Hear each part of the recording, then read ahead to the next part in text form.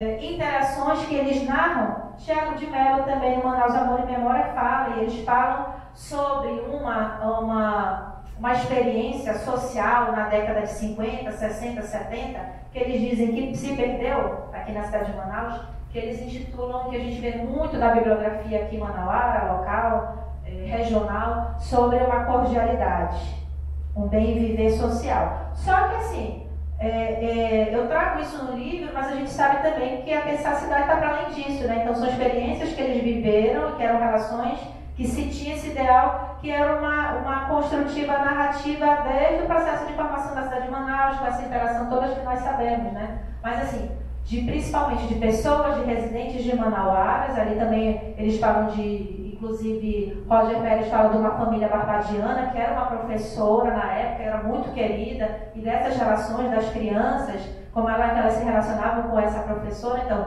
são memórias que precisam ser compartilhadas e que outros manauaras precisam ter acesso para que eles tenham entendimento dessa memória, história, cultura e identidade da cidade de Manaus sobre uma outra ótica, da ótica também de quem mora, de quem morou, de quem experimentou a cidade, independente do momento, né? Então, a história da cidade de Manaus, a memória, ela parte dessa dialética de interações e vivências diferenciadas, né? Então, a gente tem que tomar partido e ciência dessa relação, né? Tudo isso eu já mencionei, que eu estou trabalhando muito com essas narrativas imagéticas a partir da imagem de formação da cidade de Manaus, que é o que eu estou trabalhando na minha tese. A minha área de pesquisa ainda é o centro histórico, e eu estou trabalhando narrativas imagéticas, que é uma abordagem dentro da antropologia visual que trabalha com imagem, e assim, é um campo infinito a gente pensar, porque são tantos desdobramentos, são tantas, como é que eu posso dizer, são tantas percepções diferenciadas sobre pensar a cidade a partir da imagem, de como que a imagem ela contribuiu para que nós tivéssemos hoje esse entendimento de cidade, essa relação com algumas materialidades, por exemplo, como o próprio Teatro Amazonas, e que ele tem também uma relação, às vezes, dicotômica, né, que eu acho que seria esse o termo, diferenciada, porque, vejam, aqui, né, que somos o pessoal, vamos dizer assim, o pessoal do patrimônio, né? A gente pensa que algumas pessoas, quando têm experiência, seja manauara ou não turista, né, mas especificamente o manauara, a relação com o teatro, parece que ela vive, assim, que ela experimenta, e que não deixa de ser, mais uma vez, isso não é uma crítica, é uma reflexão sobre pensar o patrimônio. Então, muitas pessoas veem o teatro, essa materialidade, como uma produção única do momento histórico de ascensão, daquilo que podia ser Manaus e que não foi, de uma ótica ocidental, do empréstimo europeu, de considerações, talvez desconsiderando, ou não digo desprezando, né? Mas assim, desconsiderando que esse teatro ele também foi construído por mãos de muitos trabalhadores, seringueiros, né, trabalhadores aqui desse processo, né, de miscigenação, que eu uso agora o termo formação cultural. Então, assim, por mais que ele tenha, que a gente não vai desconsiderar o teatro como um patrimônio, com toda a sua monumentalidade, ele não vai ser desconsiderado, mas a gente começa a pensar em criar links de como outras pessoas que não se sentem representadas nessa história podem se sentir representados ou sentir alguma conexão com o teatro. Porque, pensei para muitas pessoas, né, principalmente eu acho que para ativistas indígenas ou para comunidades indígenas, o teatro não representa nenhuma relação com a memória da cidade de Manaus. Aí se fala, e parece que são campos distantes, são caminhos e perspectivas que estão longe. Como é que a gente faz para aproximar, ou para que essas outras pessoas se sintam também pertencentes, que a gente possa pensar o teatro para além dessa configuração, não tirando toda essa monumentalidade, a história, mas como que a gente pode evidenciar que também pessoas, né, a subalternidade também fez parte, e como que eles, de certa forma, usufruíam ou não do Teatro Amazonas, ou contribuíram para essa produção que foi, e que é hoje o símbolo, né, cartão postal da cidade de Manaus. Eu voltei, será? Não. Basicamente, eu já adiantei muito do que eu tinha falado, a questão dessa cosmovisão que eu acabei, né, de pensar, de que essa formação nesses, e ontem eu dando uma folheada, né, porque eu estou sempre revisitando essa bibliografia do que é identidade, conceitos, né? E a gente está vendo que é sempre conceito eurocêntrico também. Mas é claro, eu não estou desconsiderando. Só que eles não determinam. Eles são, gente, eles são base, eu não digo nem base, eles são objetos de pensar essa cultura. Né? De pensar que esses outros estudiosos, historiadores, filósofos europeus ou não europeus, contribuíram para pensar o que é cultura. E nenhum deles, cultura, que eu fui revisitar, porque eu também estou trabalhando com isso, né? Não há um consenso.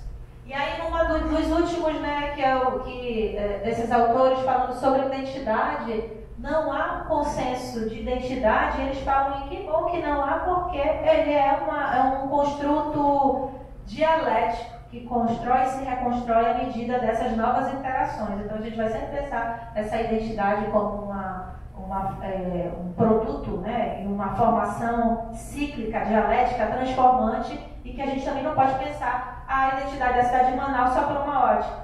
Ela é múltipla, ela é plural, né? Então são vários agentes e pessoas e formações distintas. E ainda mais pensando agora, para daqui a 20, 10 anos, com a interação dos amigos venezuelanos, dos haitianos e de outros, né, nacionalidades, né?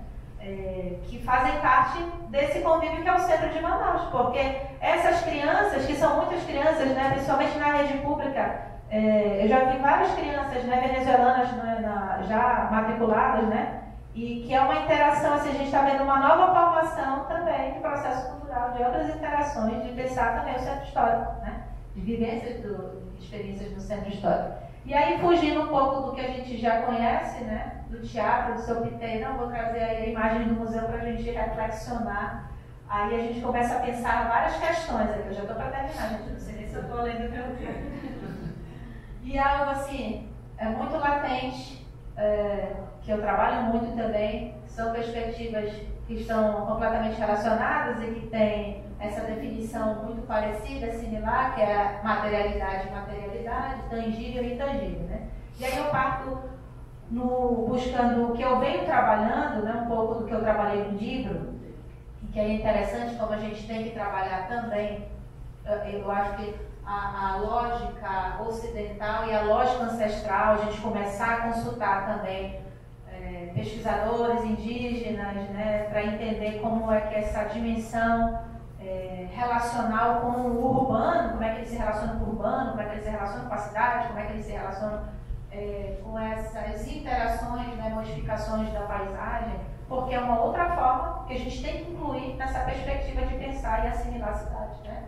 E algo que eu fui buscar num geógrafo, que ele é asiático, agora eu não sei qual é a nacionalidade dele, mas eu sei que ele é asiático, não sei se ele é chinês, se ele é japonês, mas é um autor muito utilizado na geografia, Futuan, e que ele trabalha com o conceito de lugar.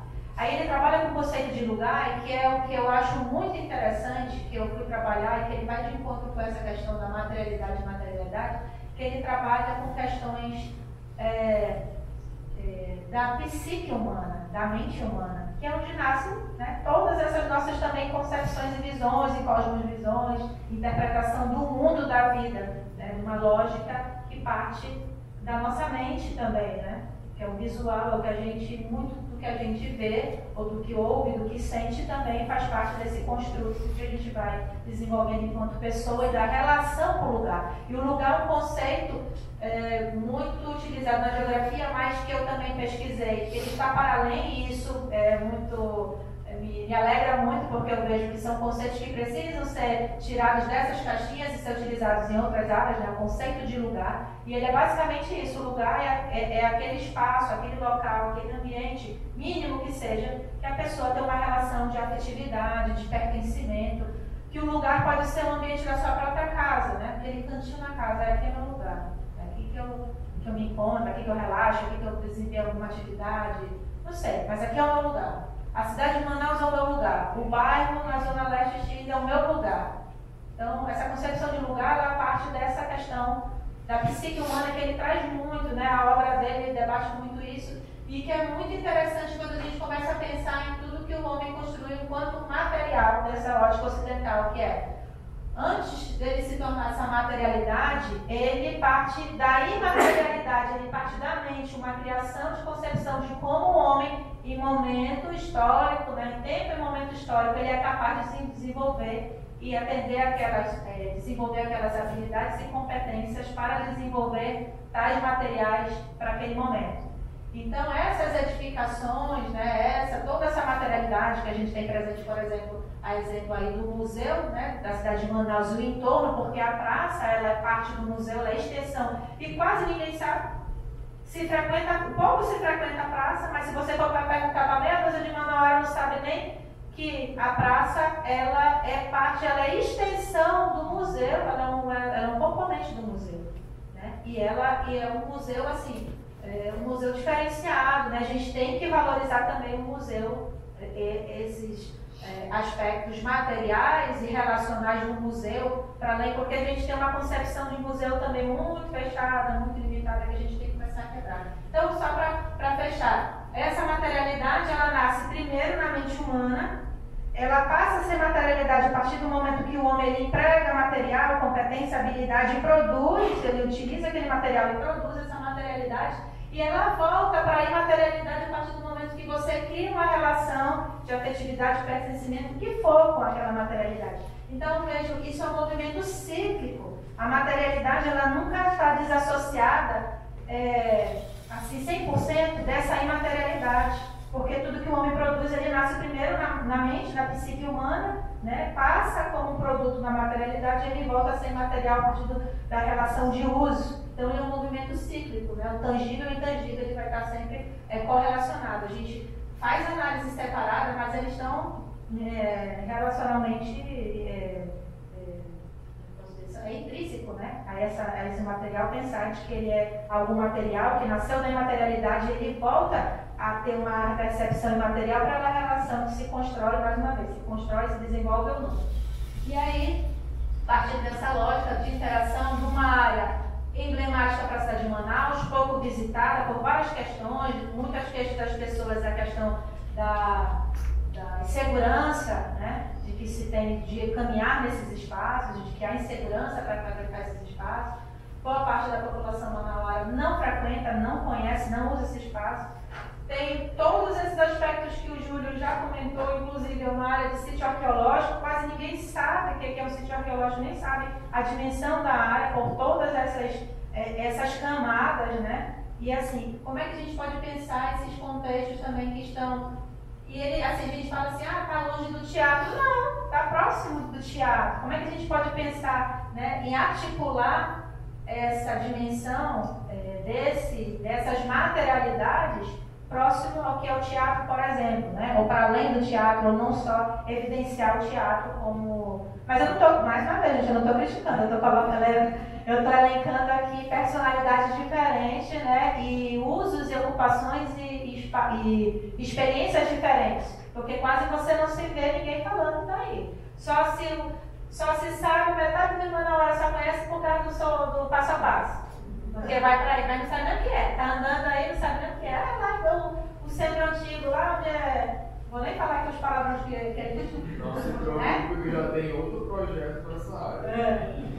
Aí aqui também, né? Eu não parto assim de nenhuma lógica, eu não me relaciono com política. Não, mas nem assim. Eu não sou nem a favor nem contra, a gente fica só observando como é que o Estado, né, o município, ele opera para pensar essas dinâmicas, né, de ocupação do centro, porque de qualquer forma a gente tem que pensar que qualquer aplicação, qualquer medida de intervenção, de melhoria para a cidade, independente de relação ou preferência com politicagem que eu não tenho, né, eu digo assim, questão do que é feito na gestão, não de quem está lá, não sabe quem está lá, né?